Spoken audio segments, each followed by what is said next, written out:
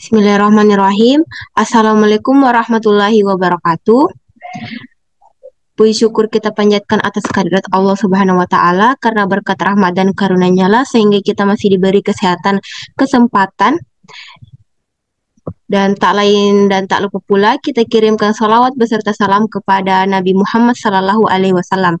Baik, langsung saja di sini saya akan dan teman saya akan mempresentasikan dari tugas paper dasar ekonomi kesehatan. Baik, langsung saja ke materi pertama yaitu saya sendiri. Nah, yang pertama yaitu ilmu ekonomi. Nah, ada dua pendapat ilmuwan dari yang berpendapat mengenai tentang ilmu ekonomi. Yang pertama yaitu Adam Smith. Nah, di sini dia mengatakan bahwa ekonomi adalah ilmu kekayaan atau ilmu yang khusus mempelajari sarana-sarana kekayaan suatu bangsa dengan memusatkan perhatian secara khusus terhadap sebab-sebab material dan kemakmuran seperti hasil-hasil industri, pertanian, dan sebagainya. Nah, yang kedua yaitu menurut Paul Samuelson. Ekonomi merupakan cara-cara yang dilakukan oleh manusia dan kelompoknya untuk memanfaatkan sumber-sumber yang terbatas untuk memperoleh berbagai komoditi dan mendistribusikannya untuk dikonsumsi oleh masyarakat. Nah, sehingga dapat disimpulkan bahwa ilmu ekonomi adalah ilmu tentang memilih, yakni bagaimana orang memilih memanfaatkan sumber daya yang terbatas atau pendapatan dan waktu untuk menghasilkan tingkat kepuasan maksimal, serta bagaimana perusahaan memilih kombinasi input serta besaran dan jenis komoditas yang diproduksi. Nah, serta mendistribusikan berbagai komoditas tersebut ke berbagai anggota masyarakat untuk dikonsumsi. Nah, bagian B yaitu 3 pertanyaan fundamental ekonomi menurut Paul Samuelson.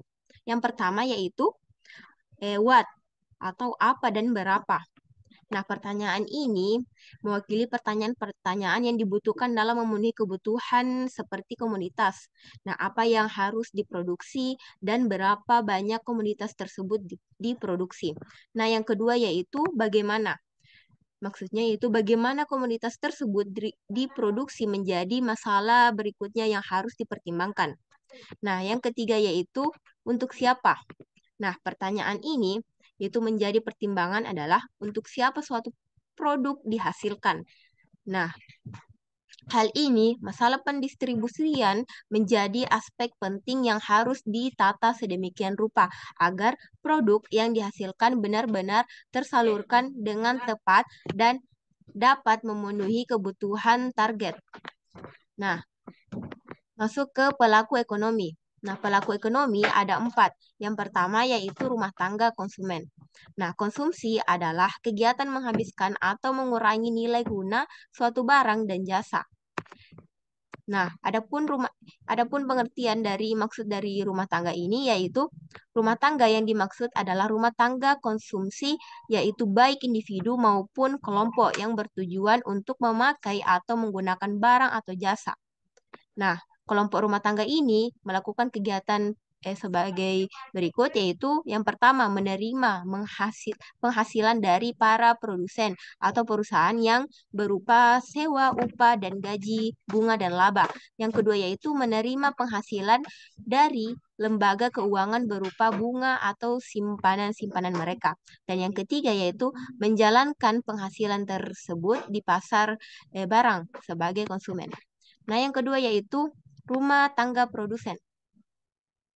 Perusahaan atau rumah tangga perusahaan ini merupakan setiap bentuk usaha yang menjalankan setiap jenis usaha yang bersifat tetap dan terus-menerus dan didirikan bekerja serta berkedudukan dalam wilayah negara Indonesia untuk bertujuan memperoleh keuntungan dan laba. Nah, adapun produksi dan menjual barang-barang atau jasa yaitu sebagai pemasok di pasar barang. Nah, yang pertama yaitu menyewa atau menggunakan faktor-faktor produksi yang dimiliki oleh rumah tangga konsumsi untuk proses produksi. Yang kedua yaitu menentukan pembelian barang-barang modal dan stok barang yang lainnya. Yang ketiga yaitu meminta kredit dari lembaga keuangan untuk membiayai investasi atau pengembangan usaha mereka. Dan yang keempat yaitu membayar pajak atas penjualan barang hasil produksinya. Dan yang ketiga yaitu pemerintah. Indonesia yang menganut sistem demokrasi ekonomi, pemerintah memegang peranan penting dalam kegiatan ekonomi yang ditujukan untuk menentukan kebijakan-kebijakan di bidang ekonomi. Nah, adapun kebijakan pemerintah di bidang ekonomi, yaitu kebijakan fiskal, adalah kebijakan pemerintah yang berhubungan dengan pendapatan dan pengeluaran negara atau yang berhubungan dengan anggaran pendapatan dan belanja negara. Yang kedua yaitu kebijakan moneter, adalah kebijakan pemerintah untuk mengatur jumlah peredaran uang dan menjamin kestabilan nilai uang agar tidak terjadi inflasi. Dan yang ketiga yaitu kebijakan keuangan internasional, yaitu tindakan yang diambil pemerintah di bidang keuangan dalam hubungannya dengan dunia internasional, baik perdagangan internasional maupun kerjasama ekonomi internasional. Nah, keempat yaitu masyarakat luar negeri. Nah, suatu negara tidak akan dapat mencukupi kebutuhan dengan memproduksi barang sendiri tanpa adanya bantuan atau hubungan dengan negara lain. Untuk mencukupi kebutuhan ekonomi tersebut, diperlukan peranan masyarakat luar negeri, sehingga kegiatan ekonominya juga sangat dipengaruhi oleh dunia internasional. Nah, adapun kegiatan dari ekonomi yang dilakukan kelompok masyarakat luar negeri. Yang pertama yaitu menyediakan kebutuhan barang impor. Yang kedua, membeli barang hasil ekspor. Yang ketiga, menyediakan kredit dan pemerintah dan swasta dalam negeri. Yang keempat yaitu masuk ke dalam pasar uang dalam negeri sebagai penyalur uang dari luar negeri, meminta kredit dan uang kartal rupiah untuk kebutuhan cabang-cabang perusahaan mereka di Indonesia. Nah, yang kelima yaitu sebagai penghubung pasar uang dalam negeri dengan pasar uang luar negeri. Nah, yang masuk ke motif ekonomi. Motif ekonomi ada beberapa. Yang pertama yaitu motif untuk memenuhi kebutuhan. Pemenuhan kebutuhan merupakan pendorong paling besar bagi manusia untuk melakukan kegiatan ekonomi. Manusia melakukan kegiatan produksi untuk memperoleh penghasilan agar dapat memenuhi kebutuhan-kebutuhan hidup yang bervariasi. Nah, yang kedua yaitu motif untuk membantu sesama atau sosial. Selain untuk memenuhi kebutuhan hidup, manusia juga melakukan kegiatan ekonomi, khususnya kegiatan produksi karena dorongan faktor sosial. Nah, misalnya warga sebuah kampung yang bergotong royong, sukarela untuk memperbaiki suatu jembatan yang rusak agar transportasi dan kenyamanan seluruh warga dapat diwujudkan. Nah, itu sebagai contohnya. Nah, yang ketiga yaitu motif untuk mendapatkan penghargaan. Untuk memenuhi kebutuhan hidup dan kepentingan sosial, sebagian manusia juga melakukan kegiatan ekonomi karena dorongan untuk memperoleh penghargaan. Nah, misalnya pemerintah daerah meningkatkan layanan-layanan bagi masyarakat seperti membangun lebih banyak fasilitas umum. Nah, itu yang ketiga. Nah, masuk ke yang keempat, yaitu motif untuk memperoleh kekuasaan. Selain ketiga motif di atas, sebagian manusia melakukan kegiatan ekonomi dalam upaya mereka untuk meraih kekuasaan. Contohnya yaitu seorang kepala daerah berupaya meningkatkan layanan masyarakat dan membangun serta memperbaiki fasilitas-fasilitas umum dengan harapan agar dapat dipilih kembali oleh masyarakat. Nah, masuk ke aktivitas ekonomi. Aktivitas ekonomi ada beberapa. Yang pertama yaitu produksi. Nah, produksi ini merupakan kegiatan menciptakan atau menambah nilai dan manfaat suatu barang atau jasa. Produksi adalah transformasi dari faktor-faktor produksi menjadi produk atau hasil produksi. Faktor-faktor produksi terdiri dari faktor produksi alam, faktor produksi tenaga kerja, faktor produksi modal, dan faktor produksi keahlian usaha. Nah, teori perilaku produsen ini merupakan penjelasan mengenai tingkah laku produsen dalam memproduksi barang dan jasa yang mengupayakan untuk efisiensi dalam kegiatan produksi. Nah, adapun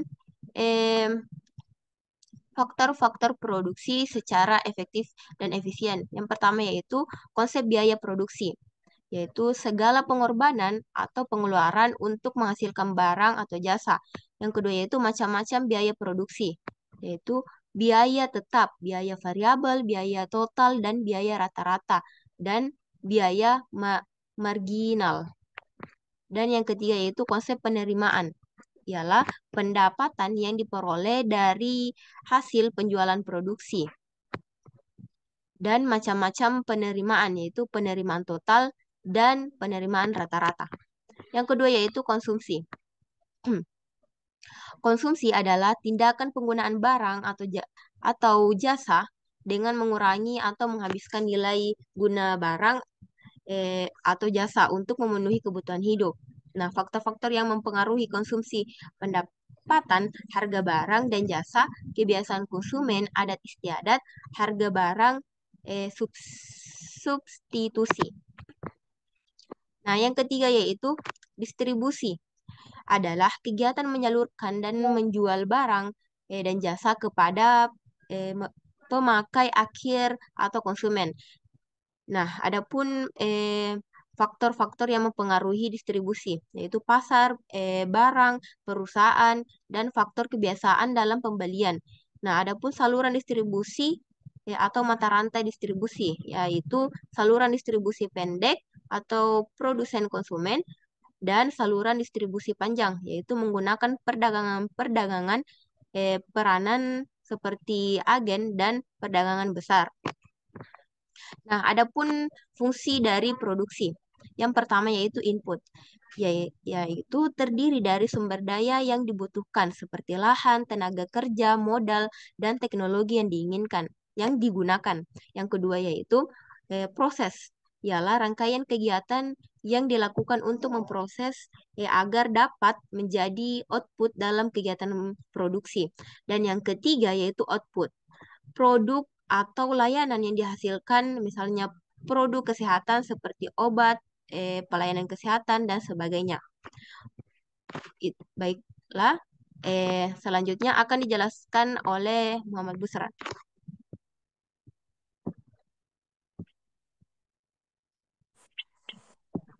Baik, terima kasih atas kesempatan yang diberikan oleh moderator. Poin selanjutnya adalah prinsip ekonomi. Nah, prinsip ekonomi adalah tindakan yang dilakukan manusia untuk memaksimalkan tingkat kepuasan atau suatu keuntungan. Nah, secara umum, kita pahami bahwa prinsip ekonomi adalah pengeluaran yang seminimal mungkin untuk mendapatkan hasil yang semaksimal mungkin. Baik, kita lanjut ke prinsip ekonomi syariah. Nah, adapun prinsip ekonomi syariah yang pertama adalah tauhid atau keesaan, yaitu mengakui Allah sebagai satu-satunya Tuhan dan melakukan semua aktivitas ekonomi untuk mencari ridhonya.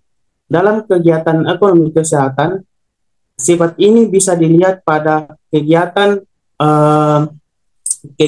para tenaga medis untuk mencari ridho Allah melalui kegiatan-kegiatan seperti pengobatan dan pelayanan-pelayanan terhadap kepada masyarakat. Kemudian adil atau keadilan, yaitu menegakkan keadilan dalam distribusi kekayaan dan sumber daya, serta menghindari praktik ekonomi yang tidak adil. Dalam praktiknya untuk pelayanan kesehatan, seorang tenaga medis tidak boleh membeda-bedakan lapisan-lapisan masyarakat dalam pelayanan kesehatan. Yang ketiga adalah khilafah atau pemerintahan. Manusia sebagai wakil Allah di bumi bertanggung jawab mengelola sumber daya alam dengan kebijaksanaan dan berkelanjutan. Kemudian nubuah atau kenabian, yaitu mengikuti ajaran para nabi, terutama Nabi Muhammad SAW dalam praktik ekonomi yang mencakup etika bisnis dan moralitas. Dan yang terakhir adalah ma'ad atau hasil atau return, yaitu mengakui bahwa setiap tindakan ekonomi akan dipertanggungjawabkan di akhirat dan hasil ekonomi harus bermanfaat bagi masyarakat luas. Nah, kemudian poin selanjutnya adalah bidang ilmu ekonomi. Nah, secara umum, bidang ilmu ekonomi terbagi menjadi dua, yaitu ilmu ekonomi makro dan ilmu ekonomi mikro. Nah, yang pertama adalah makroekonomi. Nah, makroekonomi ini berkaitan dengan analisa kegiatan perekonomian secara keseluruhan dan fokus pada faktor-faktor yang mempengaruhi pendapatan nasional. Makroekonomi juga berkaitan dengan analisis agregat, misalnya pertumbuhan ekonomi, pengangguran, inflasi, dan deflasi. Di sektor kesehatan, kajian yang berhubungan dengan pembangunan ekonomi termasuk mengenai dan moneter terhadap pembiayaan kesehatan, kebijakan kesehatan, dan lain-lain. Beberapa indikator dan istilah kunci yang dibahas dalam ekonomi makro. Yang pertama adalah national income, yang kedua agregat output, yang ketiga gross domestic product atau GDP, yang keempat adalah gross national product atau GNP, yang kelima adalah intermediate good, yang keenam adalah final good, yang ketujuh adalah value added, yang delapan adalah nominal recession, yang sembilan adalah real GDP, yang ke-10 adalah real GDP per kapita, yang ke-11 adalah GDP growth, 12 adalah employment, 13 unemployment, 14 labor force, dan yang terakhir adalah consumer tax. Nah, selanjutnya adalah mikroekonomi, merupakan sesuatu yang spesifik dan didefinisikan sebagai bagian dari ilmu ekonomi yang menganalisis bagian-bagian kecil dari keseluruhan kegiatan perekonomian. Hal yang dianalisis dari kegiatan ekonomi mikro ini, yang pertama adalah interaksi produsen dan konsumer di pasar barang, yang kedua adalah perilaku konsumen dalam membeli barang dan jasa, yang ketiga adalah demand, supply, dan elastisitas, yang keempat adalah ciri kegiatan di pasar produksi, dan cara penentuan pendapatan faktor produksi. Oke, lanjut ke poin selanjutnya. Nah, selanjutnya adalah ekonomi kesehatan. Nah, ilmu ekonomi kesehatan merupakan penerapan ilmu ekonomi dalam upaya mencapai kualitas pelayanan kesehatan. Upaya ini juga mencakup pengendalian faktor-faktor yang mempengaruhi kesehatan dalam rangka mencapai tingkat atau derajat kesehatan secara maksimal. Nah, ekonomi kesehatan erat kaitannya dengan aspek-aspek sebagai berikut. Yang pertama adalah alokasi sumber daya yang dimiliki dalam sebuah organisasi. Yang kedua adalah proses yang berlangsung dalam pelayanan kesehatan. Yang ketiga adalah pengorganisasian dan pembiayaan dari berbagai layanan kesehatan. Oke, lanjut. Kemudian yang keempat adalah efisiensi dan efektivitas pengalokasian dan penggunaan berbagai sumber daya yang tersedia.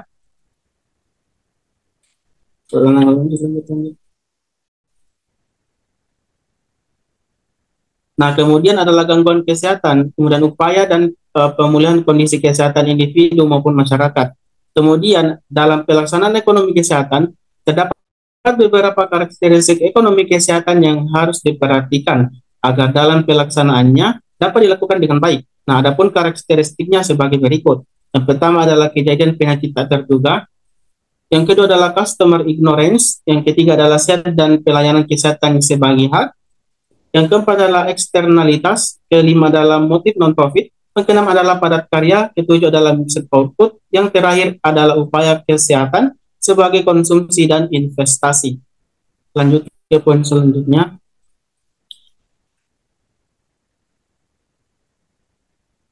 Nah, kita masuk ke ekonomi pelayanan kesehatan.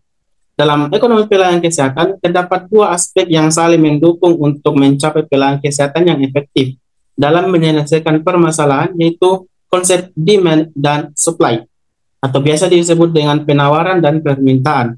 Nah, penawaran adalah banyaknya barang yang ditawarkan oleh penjual pada suatu pasar tertentu, pada periode tertentu, dan pada tingkat harga tertentu. Nah, adapun permintaan adalah sejumlah barang atau jasa yang diinginkan dibeli atau dimiliki pada berbagai tingkat harga pada waktu tertentu. Nah, fungsi dari permintaan dalam ilmu ekonomi adalah menunjukkan hubungan antara harga barang dan jumlah barang yang diminta oleh masyarakat.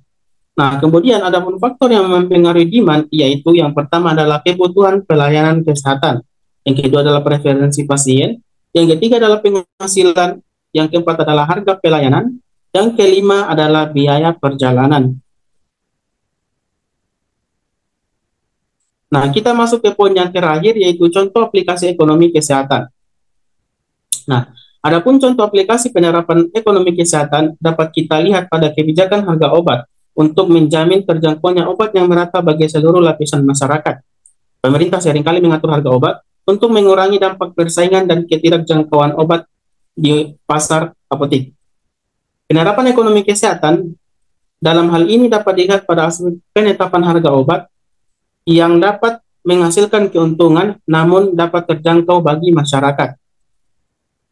Saya kembalikan ke moderator. Oke, baik. Itulah tadi penjelasan mengenai dasar ekonomi. Baik, kurang lebihnya mohon dimaafkan dan saya akhiri dengan ucapan Assalamualaikum warahmatullahi wabarakatuh.